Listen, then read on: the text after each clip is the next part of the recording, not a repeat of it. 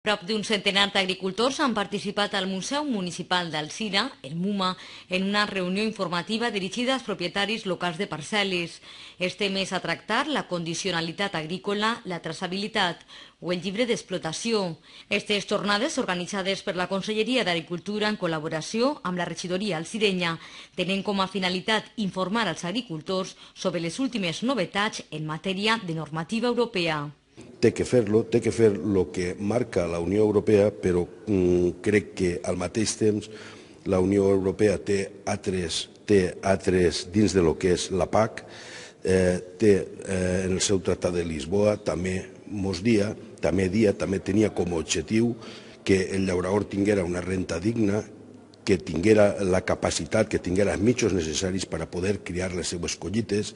i això no s'ha complit ni per assomo, que estic segur que el tindrà, que el futur i millor vindrà, però vindrà perquè el llaurador se tindrà que imposar, tindrà que fer-se sentir en la comunitat europea.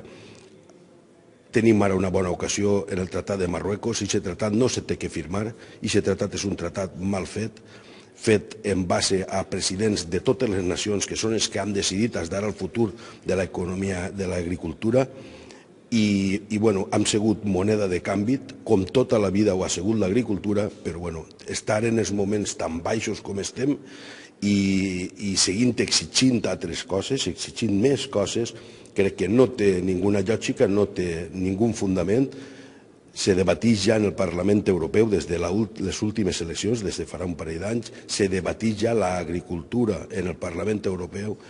i creguem que els parlamentaris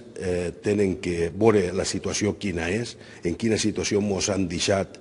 en quina situació de desesperació ens han deixat els presidents de les nacions, i creguem que ara se té que obrir un debat fins que l'agricultura europea siga rentable.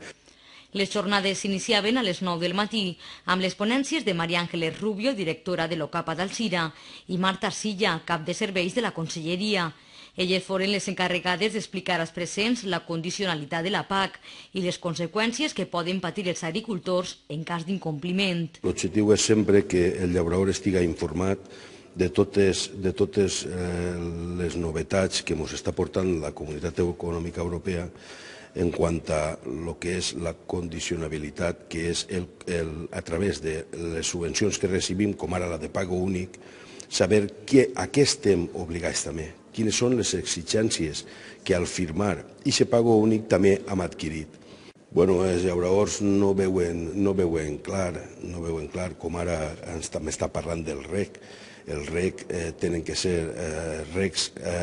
que estiguen autoritzats. S'ha plantejat de dir, jo estic regant 100 anys d'un pou, i aquest pou ara no me vol firmar el document que diu que ell m'està abastint d'aigua, moltes vegades perquè aquest pou segueix sent il·legal, moltes vegades perquè, no sé, per les raons que siguen,